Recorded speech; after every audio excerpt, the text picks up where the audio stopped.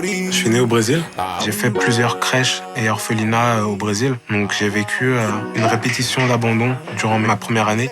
J'ai pris conscience de mon adoption vers l'âge de 5 ans. À partir du moment où j'ai su que j'étais adoptée, donc je savais bien qu'ils étaient venus me chercher quelque part. Quand je suis descendu de l'avion, j'ai tout de suite voulu rentrer au Rwanda. J'ai jamais senti en fait vraiment de différence entre le fait que moi je suis adoptée et pas les autres en fait.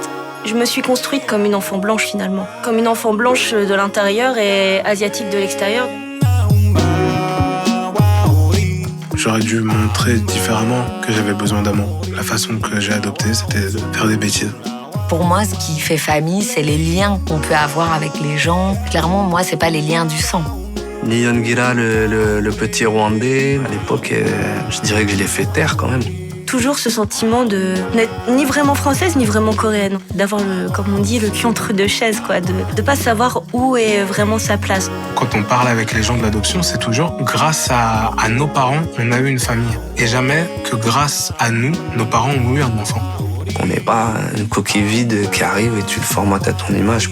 C'était un moment clé où j'ai décidé que j'allais intégrer toute cette partie de mon histoire, en faire une espèce de grande histoire avec les deux familles. On vient de quelque part et on est le fruit d'une histoire avant et de choses avant. On vient de quelqu'un.